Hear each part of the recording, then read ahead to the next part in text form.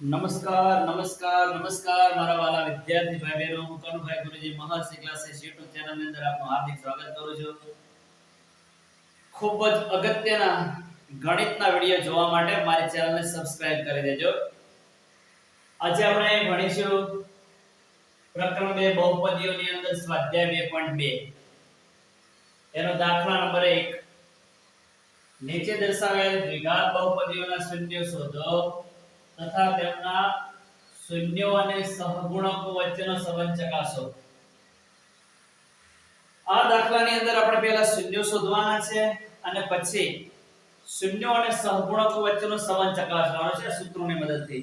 શૂન્યનો સરવાળો જે છે એનો સહગુણકો સાથેનો સંબંધ, શૂન્યનો ગુણાકાર છે એનો સહગુણકો સાથેનો સંબંધ. તો શૂન્ય અને સહગુણકો વચ્ચેનો આપણે સંબંધ પણ ચકાસવાનો છે. હવે પૂરેપૂરું ધ્યાન આપજો.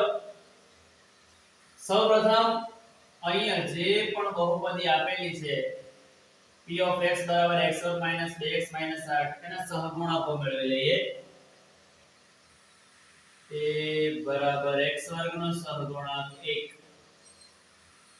x નો સહગુણક માઈનસ 2, અચળ પદ c બરાબર માઈનસ 8. હવે જે પણ બહુપદી આપી છે એના શૂન્ય શોધવાના કહ્યા છે તો પહેલા શૂન્ય શોધી લઈશું. પહેલા બહુપદી જેમ છે એમ લખી દઈએ. p of x બરાબર x વર્ગ માઈનસ 2x માઈનસ 8. તેથી હવે શૂન્ય શોધવા માટે જે p of x છે ત્યાં 0 લખી દઈશું. બરાબર x વર્ગ માઈનસ 2x માઈનસ 8. હવે જો ધ્યાન આપજો. સૌપ્રથમ આપણે અહીંયા પ્રથમ પદ અને અંતિમ પદનો ગુણાકાર કરીશું. પ્લસ ગુણ્યા માઈનસ એટલે માઈનસ. આપણને ખબર છે કે ગુણાકારની અંદર ચિહ્નો જુદા જુદા હોય તો ગુણાકાર માઈનસ આવે એટલે પ્લસ ગુણ્યા માઈનસ બરાબર માઈનસ 1 અઠા 8. તો અહીંયા ગુણાકાર છે -8 મળશે આપણને. હવે જ્યારે પ્રથમ પદ અને અંતિમ પદનો ગુણાકાર માઈનસ મળતો એટલે કે અહીંયા બાદબાકીનું ચિહ્ન મળતું હોય ત્યારે યાદ રાખજો એના અહીંયા -8 ના એવા બે અવયવ પડશે જેની બાદબાકીથી વચ્ચેનું પદ મળે. કે -8 ના એવા બે અવયવ પડશે જેની બાદબાકીથી આપણે -2 મળશે. તો એવા કયા અવયવો છે?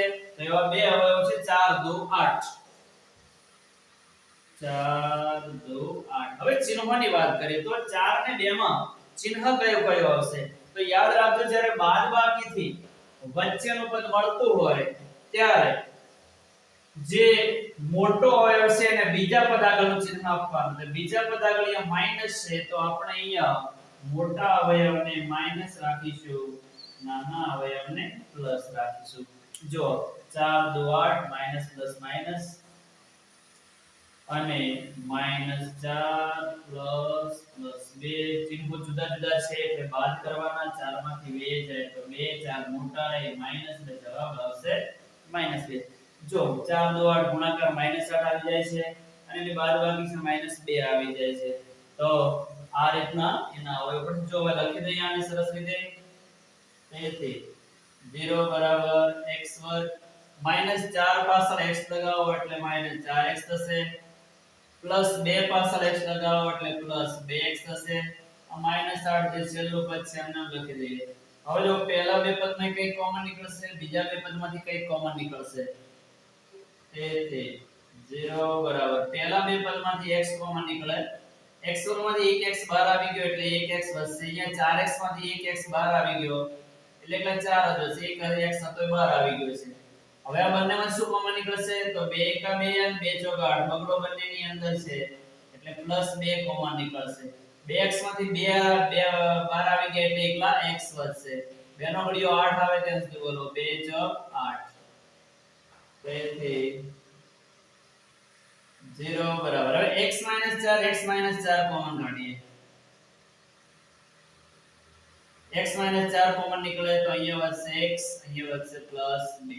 હવે બંને જે અવયવ મળે છે એને 0 સાથે સરખાવી દેવાના છે. તો અહીંયા લખીશું x 4 બરાબર 0 અથવા x 2 બરાબર 0. તેથી x બરાબર -4 જમણી બાજુ જાય તો +4 થશે તેથી આ જે શૂન્ય મળે છે એને આપણે આલ્ફા કહી દઈએ.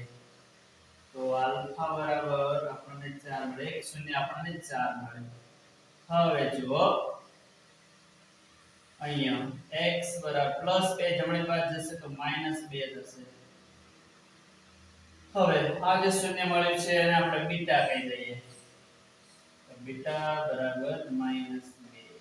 તો આપણને બીજું શૂન્ય છે -2 મળશે. જો હવે આલ્ફા બરાબર -2 મળી શકે, બીટા બરાબર 4 મળી શકે. જો અહીંયા અવયવોના ક્રમની અંદર ફરક હોય. જો +2x પહેલા લીધા હોત અને -4x પછી લીધા હોત તો અહીંયા આલ્ફા બરાબર -2 મળત તો બીટા બરાબર 4 મળત.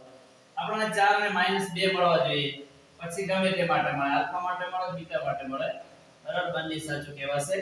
હવે જો શૂન્ય જે શોધવાના હતા એ શૂન્ય આપણને અહીંયા મળી ગયા છે. હવે શૂન્ય સાથેનો સહગુણક શૂન્યનો સહગુણકો સાથેનો સંબંધ ચકાસવો છે આપણે.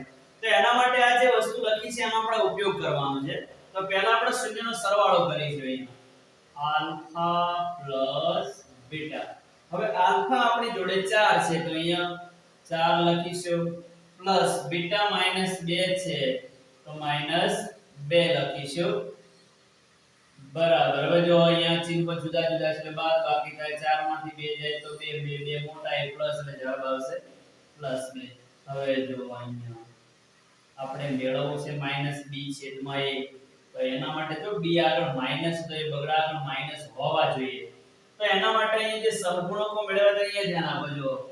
એક આપણા સૂત્રમાં માઈનસ આવે છે, એક કિંમત આગળ માઈનસ છે એટલે અહીંયા શું કરીશું આપણે એક માઈનસ કૌંસની અંદર મૂકશું ને એક માઈનસ કૌંસની બહાર મૂકશું.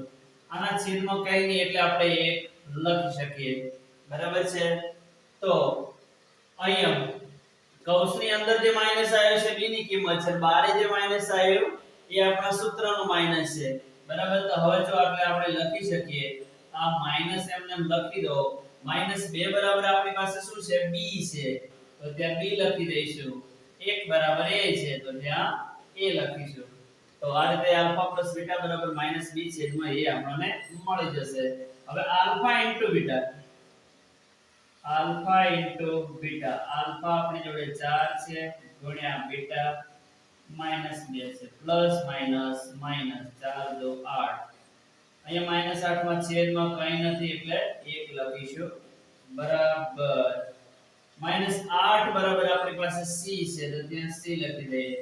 1 બરાબર a છે તો a લખીશું. બરાબર છે. આ રીતે આપણે દાખલો ગણી શકીએ. પહેલા શૂન્ય શોધી દેવાના, પછી આજનો સંપૂર્ણકો સાથેનો સંબંધ ચકાસી લેવાનો.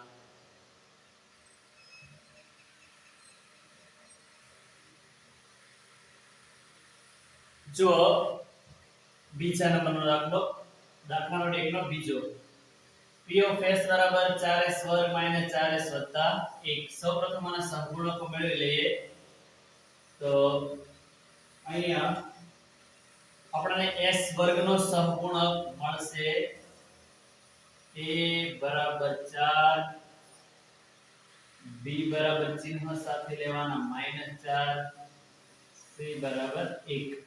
હવે પહેલા શૂન્ય મેળવી લઈએ. તો શૂન્ય મેળવવા માટે સૌપ્રથમ બહુપદી છે એમને લખી દઈશું. p of s બરાબર 4s વર્ગ 4s પ્લસ 1. તે હવે શૂન્ય મેળવવા માટે p of s છે ત્યાં 0 લખી દઈશું. હવે જો અહીંયા પ્રથમ પદ અને અંતિમ પદનો ગુણાકાર કરવાનો. 4 × 4.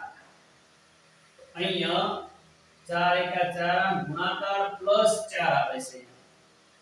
પ્લસ ગુણ્યા પ્લસ બરાબર આપણને પ્લસ મળે છે. તો ગુણાકાર પ્લસ આવતો એટલે સરવાળાનું ચિહ્ન આવતું હોય તો સમજવાનું કે એના એવા બે અવયવ પડે જેના સરવાળાથી વચ્ચેનું પદ મળે.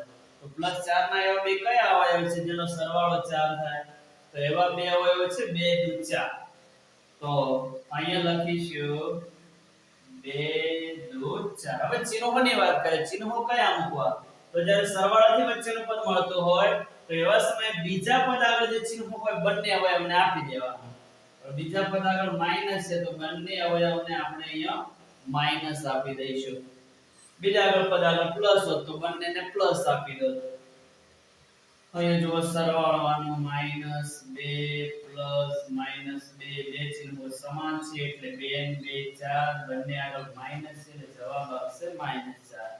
તો આ રીતે ગુણાકાર +4 આવે છે, સરવાળો -4 આવે છે. જો આગળ વધીએ અહીંયા 4x² -2 પાછળ s લગાવો તો -2s -2 પાછળ s લગાવો -2s પ્લસ છેલ્લો પદ એક એમના એમ. હવે પહેલા બે પદમાં કઈ કોમન નીકળશે, બીજા બે પદમાંથી કઈ કોમન નીકળશે? અહીં લખીએ તેથી 0 બરાબર 2 દુ 4 ને 2 એકા 2 એક તો 2 કોમન નીકળશે. s આમાંય છે નાની ઘાત વાળો કોમન નીકળે એટલે s ની એક ઘાત વાળો કોમન નીકળશે. 2 દુ 4 s વર્ગમાંથી એક s બહાર આવી ગયો એટલે એક s અંદર વધશે. અહીંયા 2s પૂરેપૂરા બહાર આવી ગયા છે, બધું બહાર આવી જાય એટલે 1 વધે. આ બંનેમાંથી -1 કોમન નીકળશે. અહીંયા 2s વધશે. આ માઈનસ કોમન નીકળે એટલે પ્લસ ના થઈ જશે માઈનસ અને -1. જો અહીંયા જે વધ્યો હોય એનું એ જ અહીંયા વધવું જોઈએ. તેથી 0 બરાબર 2s 1 કોમન કાઢીએ તો અહીંયા 2s વધશે, અહીંયા -1 વધશે.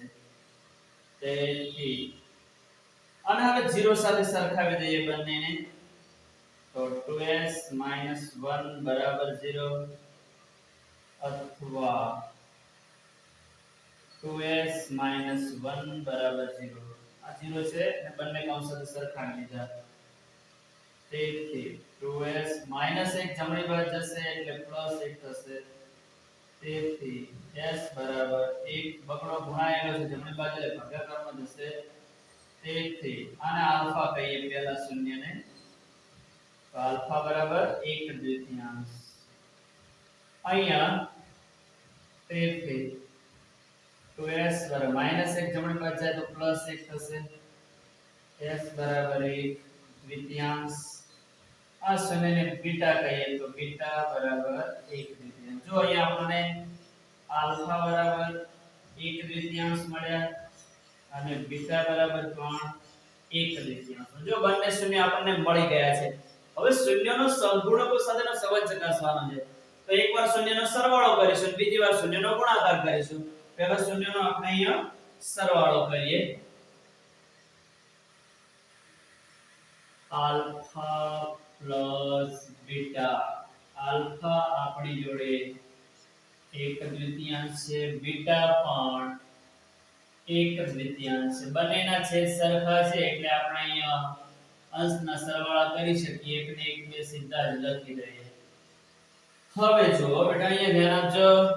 તો અહીંયા નજર નાખશો તો અંશમાં b આપણા પેલા સૂત્ર મુજબ અંશમાં b હોય, પણ અહીંયા 2 છે ને અહીંયા 4 છે. અહીંયા છેદમાં a બરાબર 4 છે, અહીંયા 2 છે. તો અંશને 2 વડે ગુણીએ, છેદને પણ 2 વડે ગુણી દઈએ.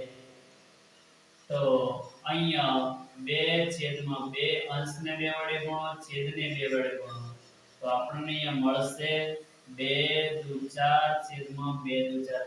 હજુ કામ અધૂરું છે. જો અહીંયા -4 છે, પેલા ચિહ્ન અહીંયા b આગળ ચિહ્ન માઈનસ છે તો એક ચિહ્ન કૌંસની અંદર મૂકો માઈનસ અને એક બહાર મૂકો એટલે આપણી વ્યવસ્થા થઈ જશે.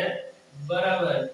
હવે માઈનસ એમના -4 બરાબર અહીંયા b છે તો અહીંયા b લખી દઈશું. 4 બરાબર a છે તો a લખી દઈશું. તો આ રીતે આપણને -b છેદમાં a મળી જશે. અહીંયા s નો સહગુણક a છે, s વર્ગ નો સહગુણક. હવે આલ્ફા * બીટા. આલ્ફા આપણી જોડે 1/2 છે ગુણ્યા બીટા પણ 1/2 છે. અંશ અંશનો ગુણાકાર 1 એકા એકા છેદ છેદનો ગુણાકાર 2 દુ 4. ચલો 1 બરાબર શું છે આપણી જોડે c છે. 4 બરાબર શું છે તો a છે, છેદમાં આવી જશે. તો આ રીતે આપણે શૂન્ય શોધી શકીએ અને સહગુણકો સાથેનો સંબંધ ચકાસી શકીએ.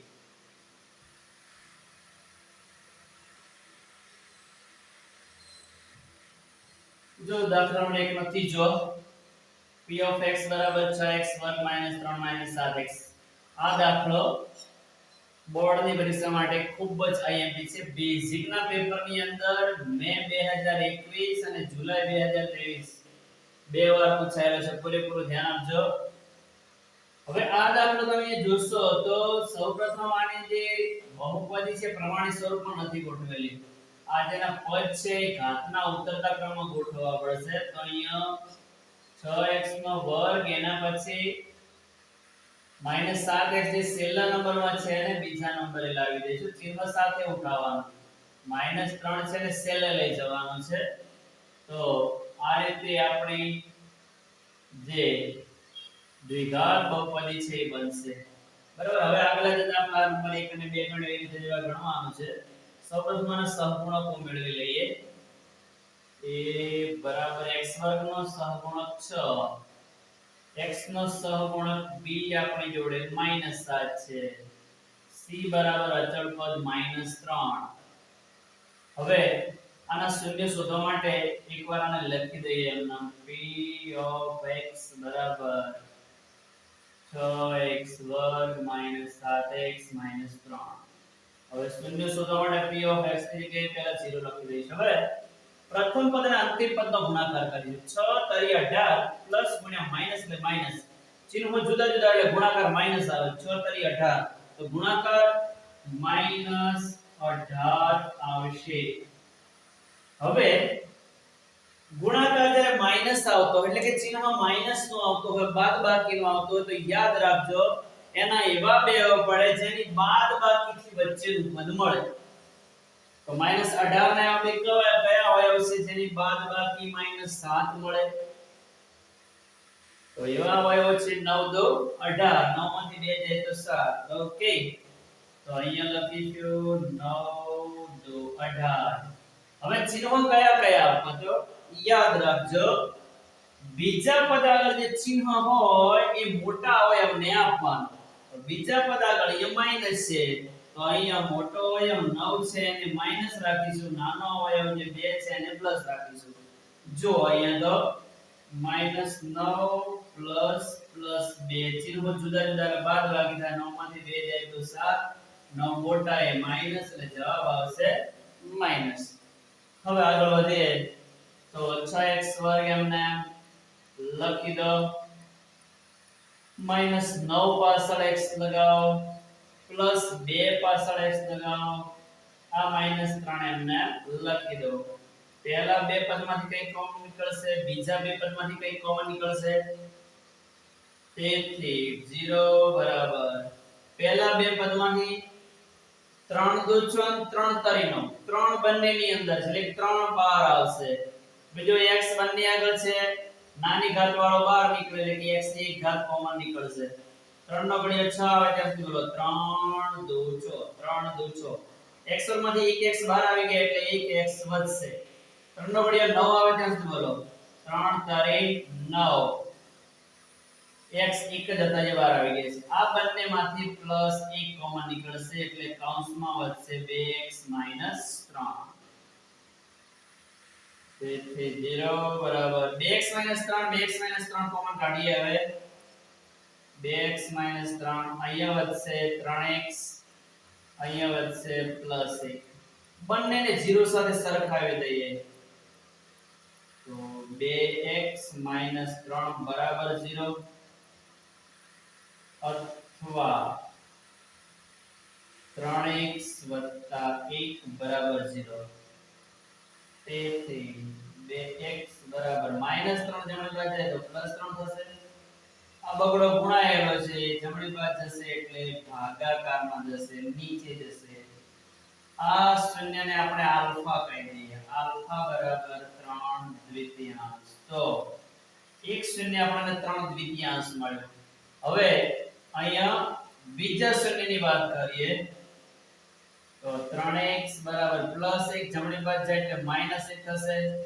આ તગડો ગુણાયેલો છે અહીંયા નીચે જશે એટલે ભાગાકારમાં, જમણી બાજુ એટલે ભાગાકારમાં જશે. આ શૂન્યને આપણે બીટા કહી દઈએ તો બીટા બરાબર -1/3 મળી જશે. જો આપણને બંને શૂન્ય મળી ગયા છે. એક શૂન્ય 3 દ્વિતીયાંશ મળે, બીજું શૂન્ય -1/3 મળે. એક કામ પૂરું થયું છે.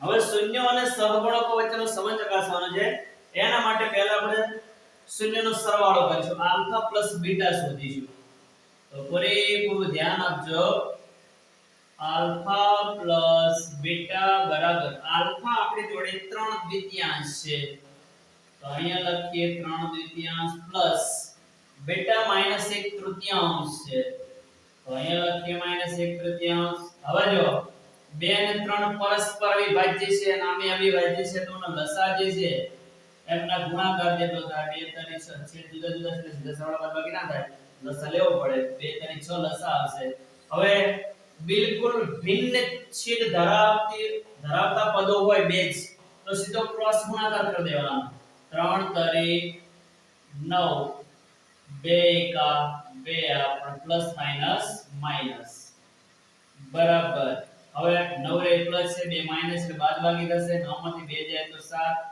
9 મોટા એ પ્લસ એટલે જવાબ આવશે પ્લસ અહીંયા છેદમાં 6 હવે જો અહીંયા નજર નાખો તો અહીંયા b બરાબર -7 છે એનો મતલબ 7 આગળ આપણે માઈનસ લાવવા પડે પેલા સૂત્રમાં b આગળ માઈનસ છે ટૂંકમાં 2 માઈનસ થયા તો અહીંયા આપણે એક કામ કરીએ 1 માઈનસ બહાર રાખી 1 માઈનસ અંદર મૂકી એટલે આપણી વ્યવસ્થા થઈ જશે બરાબર માઈનસ એ જે આપણા સૂત્રનો આવે -7 બરાબર આપણી પાસે b છે તો ત્યાં b લખી દઈએ 6 બરાબર a છે તો a લખી દઈએ સરસ મજાનું આવી ગયું હવે આલ્ફા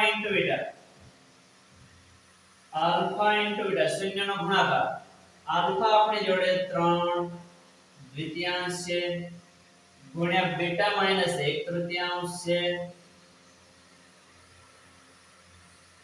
બરાબર અંશ અંશનો ગુણાકાર પ્લસ માઈનસ માઈનસ 3 એકા 3 છેદ છેદનો ગુણાકાર 2 તરી 6 બરાબર -3 બરાબર આપણી પાસે c છે તો ત્યાં c લખી દઈશું